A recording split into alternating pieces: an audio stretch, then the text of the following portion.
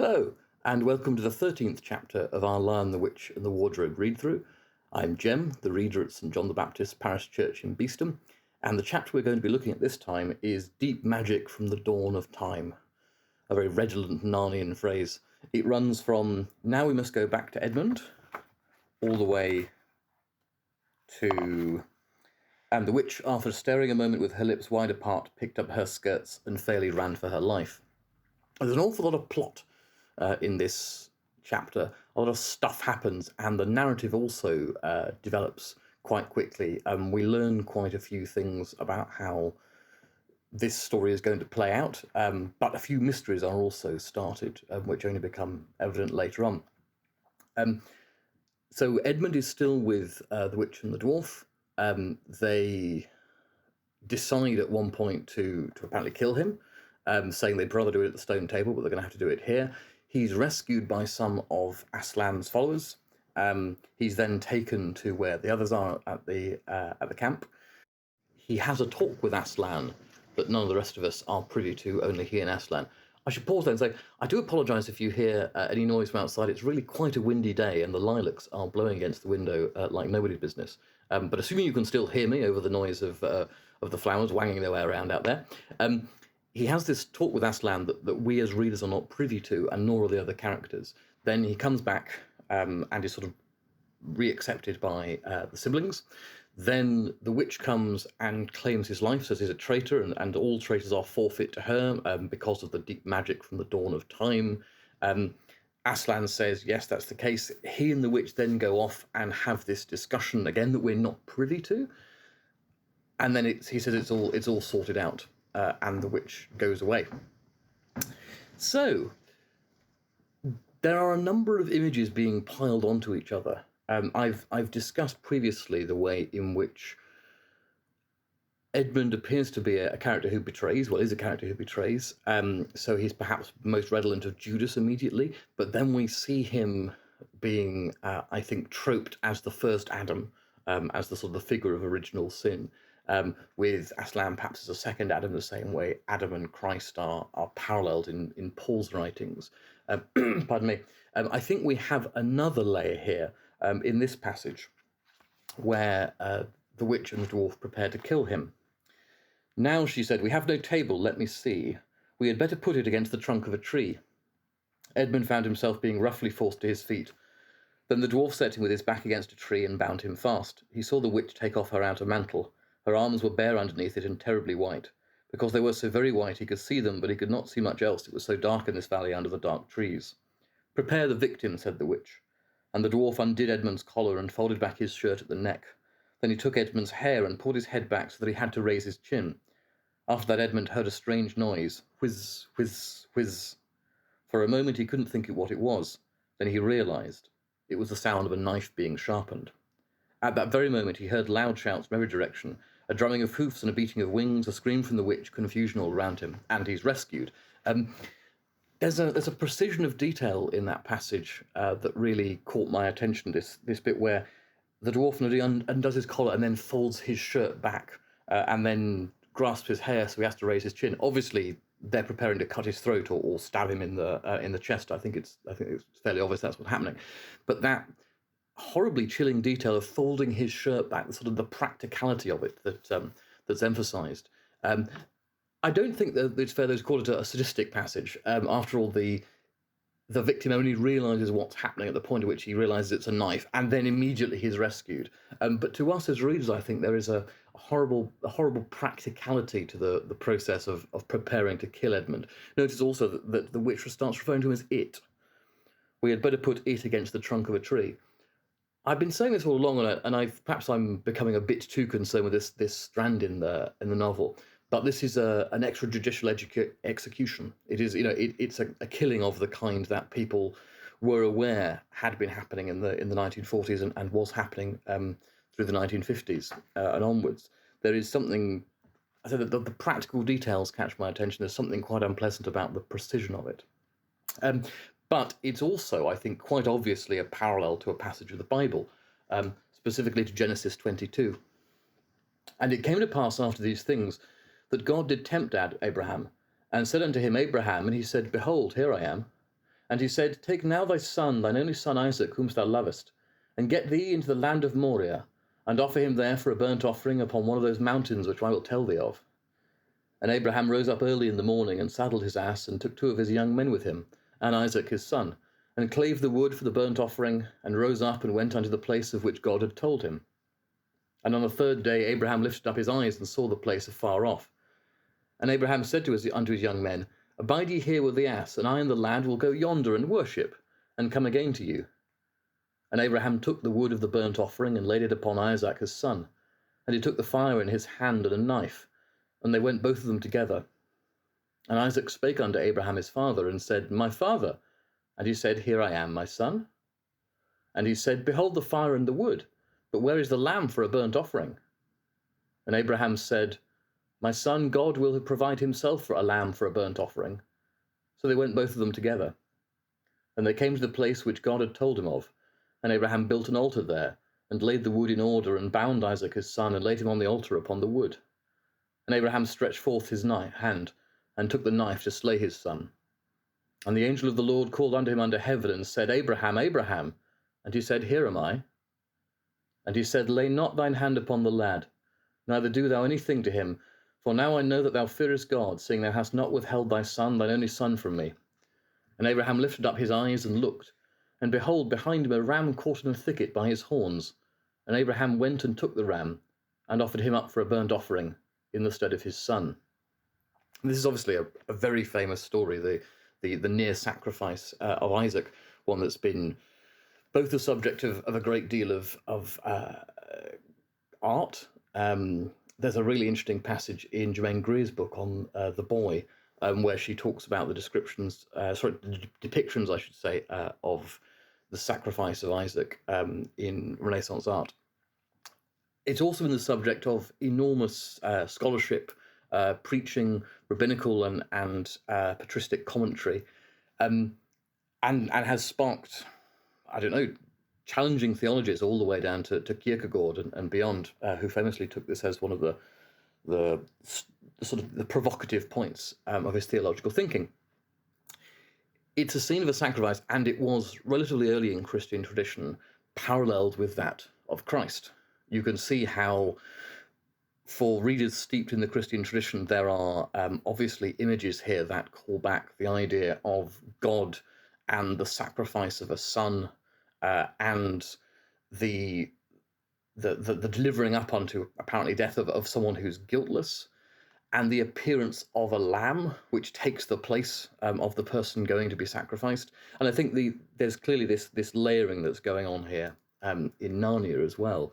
So we see him being prepared, and we see the knife being got ready, and then deliverance comes from above. I was very struck on rereading that passage, Genesis 22, that Abraham has to look up in order to hear what's being told him, and then he looks up and sees the lamb. Here we have loud shouts every direction, a drumming of hooves, a beating of wings. Things arrive from above. And in fact, the illustration that's in my book, the Pauline Baines illustration, depicts what appears to be a Pegasus, a unicorn, and some sort of pony or bull, possibly, and a couple of geese. And they're coming down the page. It's quite clear that things are arriving from above. And yes, it's also the point, as I mentioned, the point at which the knife is mentioned in the hand of Abraham, that the story is called a halt to, and says, no, don't do this. And that's also the moment at which this is broken in upon in this version.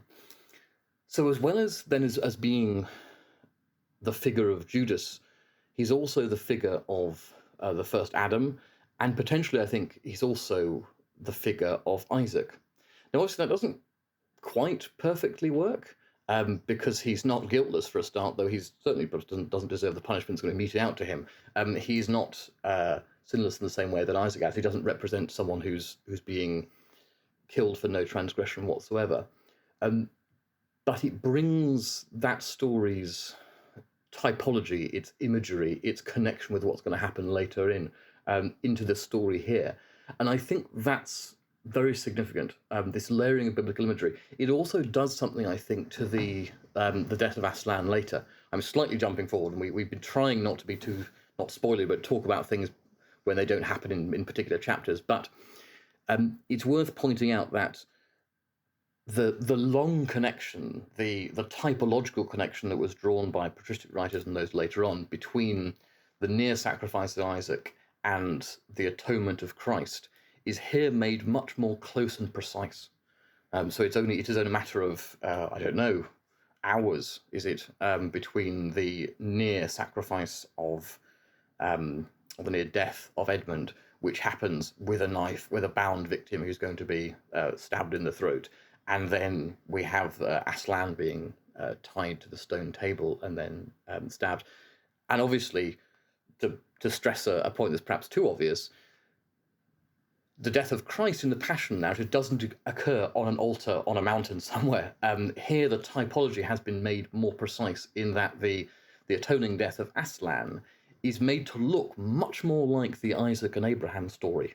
Again, it can be, I think, because the parallels to Jesus are so obvious, we can overlook sometimes how drastically different the story is here. But it's different because it's recasted within a common tradition of Orthodox Christian thinking, where the death of Aslan, the Passion narrative, is made to look much more like the narrative it's often been linked with, the death of, or the near death, I should say, of Isaac. So there's that layering of biblical and typological imagery here. When he gets back to the camp, there's some telling features, I think, about the way in which Edmund is met by the people there. As soon as they had breakfasted, they all went out, and there they saw Aslan and Edmund walking together in the dewy grass, apart from the rest of the court.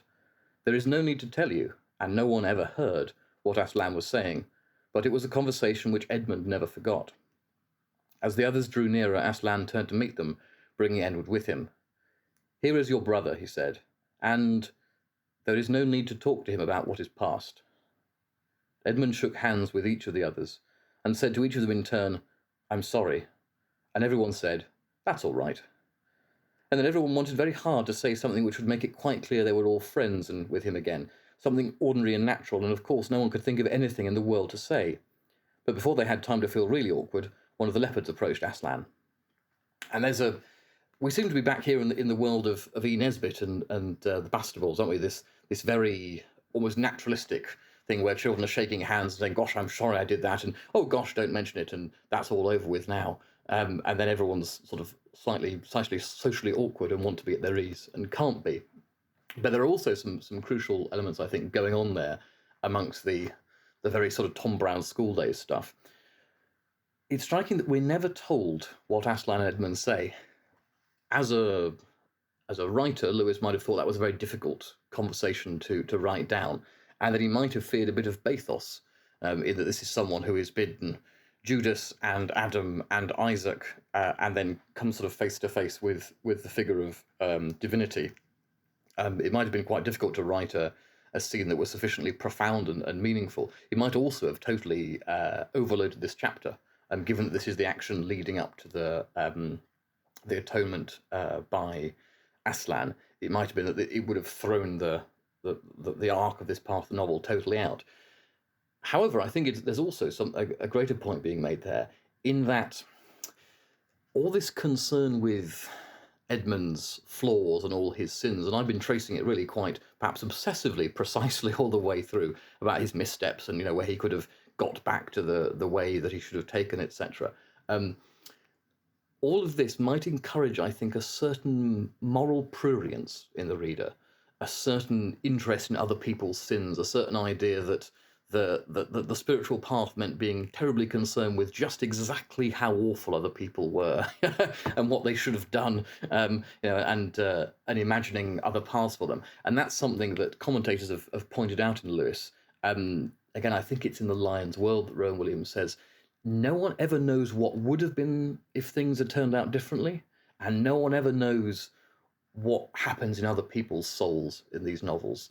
Even a character like Edmund, that we've been really quite close to their perspective, we suddenly remember that we are a different person to this character, and that we're not privy to the secrets of his soul, and we're not privy to what God says to him.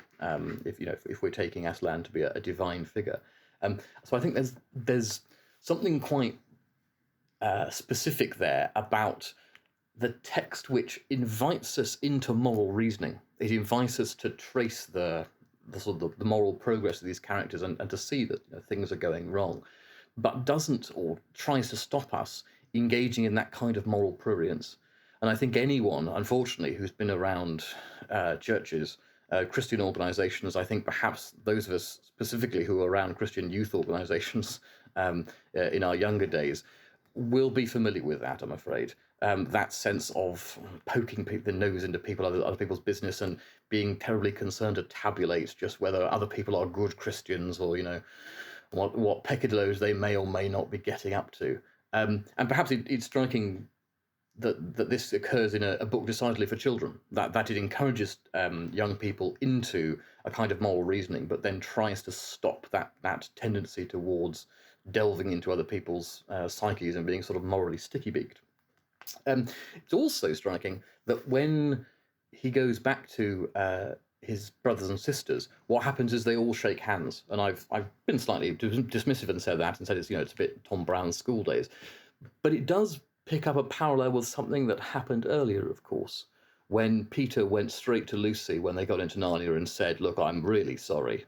You've been a brick. I've been sort of slandering you. Will you shake hands?" And she says, "Oh yes, of course," and agrees to shake hands. And then when they realise Edmund has been lying about Lucy, Peter doesn't give him the chance to make restitution, to sort of accept forgiveness. Not clear that he wanted to make it or wants to accept it, but it's clear that Peter turned away, and Peter later apologises to Aslan and says, I think I had a hand in him going wrong." There's that sort of slightly sort of sacerdotal kingship moment where he stands before Aslan and says, "This has happened in the community, in the nation, in the family, and something's gone wrong, and I think I'm partly sort of responsible for it." Here, that community is reinstated. They all shake hands. They all say it's okay. He asks for forgiveness. He receives forgiveness, and it's striking that it happens from a handshake. Again, he's easy to make fun of, but of course that is one of the sort of the gestures that we use in liturgy to signal that we're at peace with people. Now, this is also a very controversial issue. Some people hug. Some people wave to each other from across the church. Some people kiss each other on the cheeks.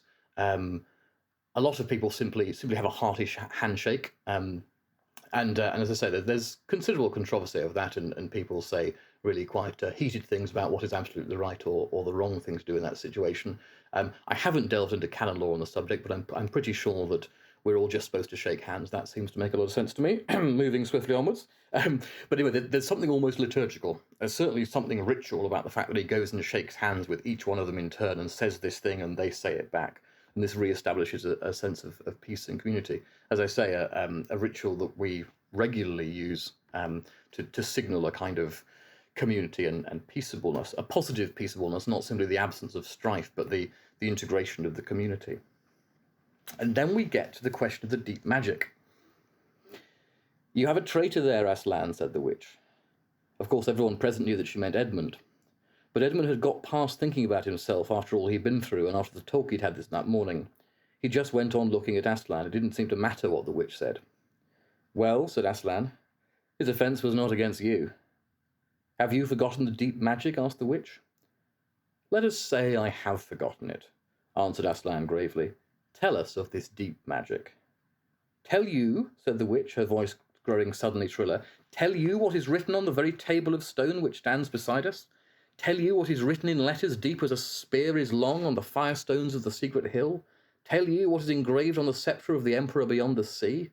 You at least know the magic which the Emperor put into Narnia at the very beginning. You know that every traitor belongs to me as my lawful prey, and that for every treachery I have a right to kill." Now, knowing the long story as we do, we know that the witch is claiming something that she won't get, and that perhaps a greater, certainly a different sacrifice will be made instead. And we know also that there is another magic, but we won't preempt that at this moment. This question of the deep magic and the stone table is, again, one of the central symbols of this novel. I've spoken in the last chapter about how striking it is, and how I think we can perhaps easily overlook the fact that this central image of a stone table is clearly supposed to be a pagan monument, or the imagery is drawn from the pagan monuments that are all over the British Isles and Europe, dolmens and standing stones and things like Stonehenge or Castlereagh. And here we have another sense that there is meaning to the shapes that are carved on the stone table. It's clearly, or to me it's clear, that it is a physical representation of the law, of the Torah, in some sense. After all, this question of it being made of stone, it being a stone table upon which things are written, calls our attention, I think, to Exodus 31, where we have the Lord speaking to Moses and giving various commandments. And then at the end of that chapter, we have this. 6 days may work be done, but in the seventh is the Sabbath of rest, holy to the Lord. Whoever doth any work in the Sabbath day, he shall surely be put to death. Wherefore the children of Israel shall keep the Sabbath, to observe the Sabbath throughout their generations for a perpetual covenant. It is a sign made between me and the children of Israel forever. For in 6 days the Lord made heaven and earth, and on the seventh day he rested and was refreshed. And he gave unto Moses, when he had made an end of communing with him upon Mount Sinai, 2 tables of testimony, tables of stone, written with the finger of God.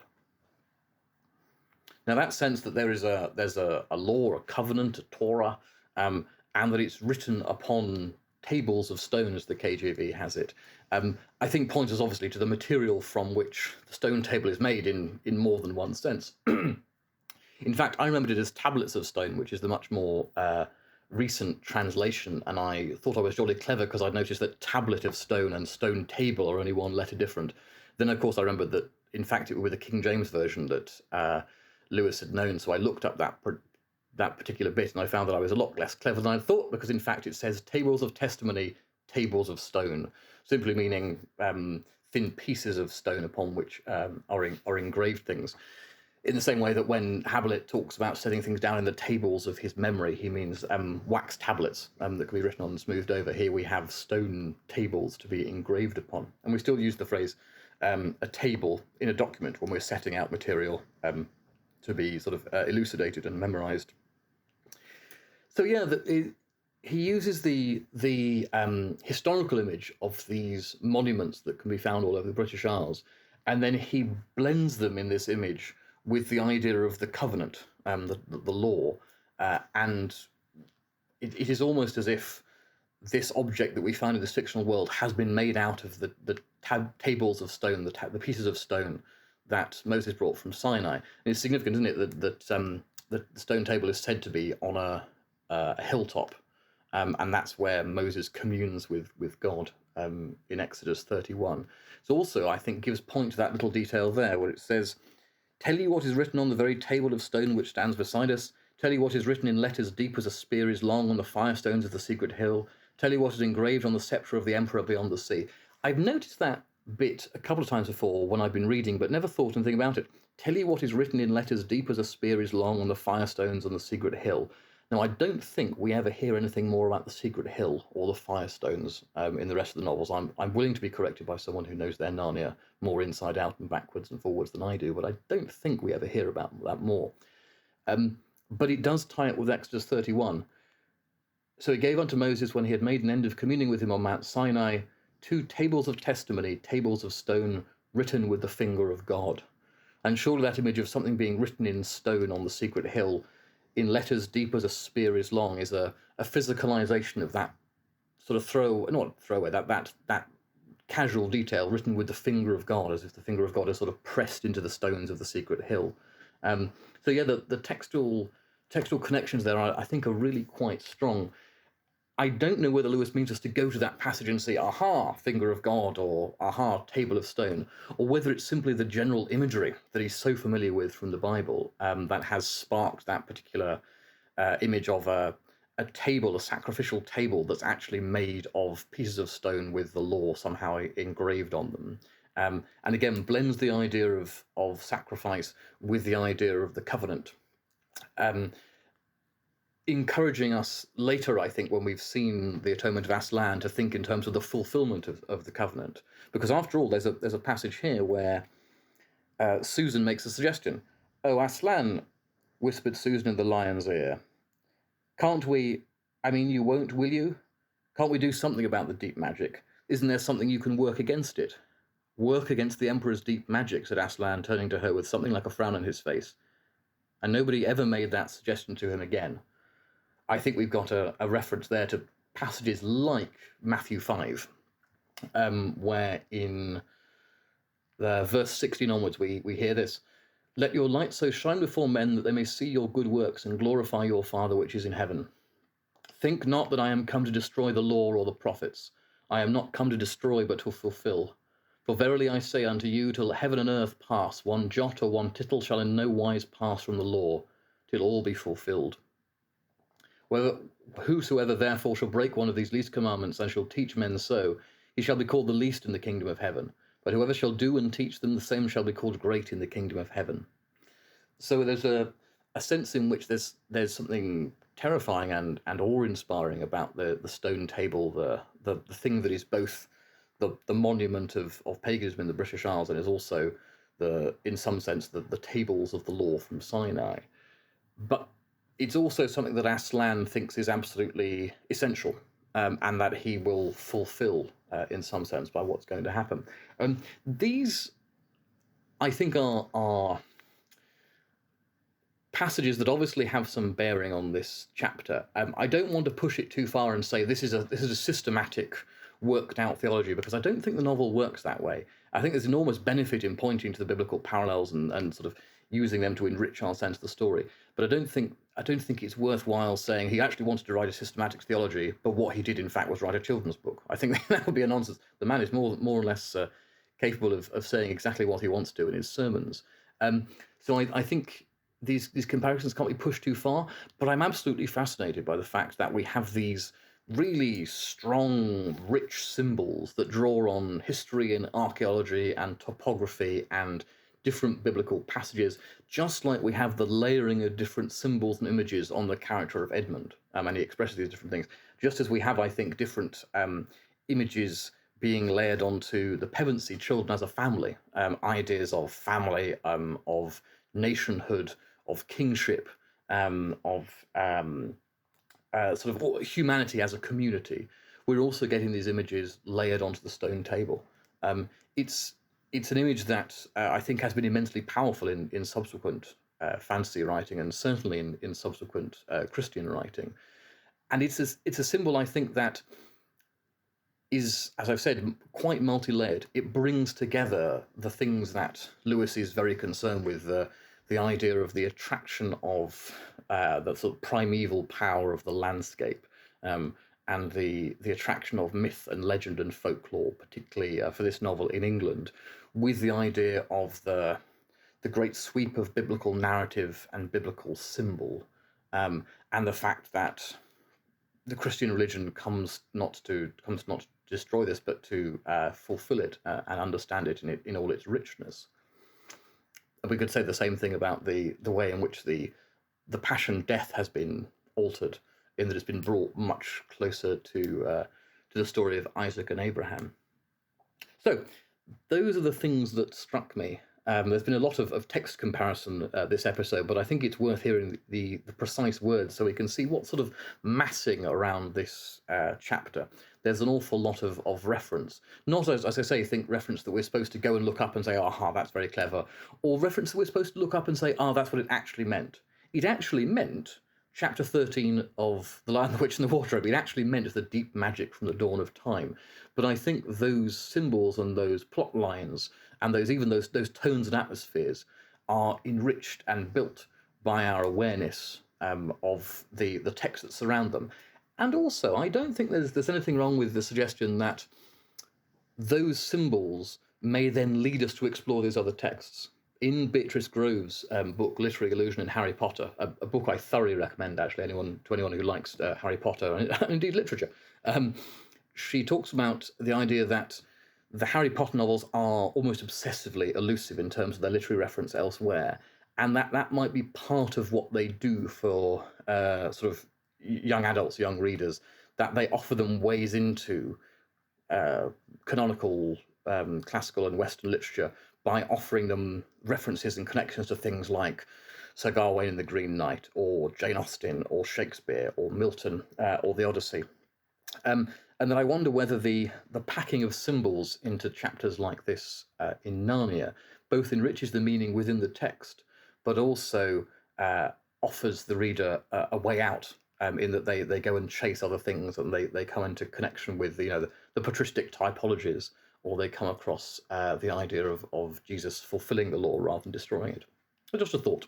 And those are my thoughts, so I'd be jolly interested to hear yours. Do leave any ideas you've had in the comments below. Our next chapter is entitled The Triumph of the Witch. It runs from as soon as the witch had gone, Aslan said, and it goes to the children did not see the actual moment of the killing. They couldn't bear to look and had covered their eyes. So I look forward to discussing that with you.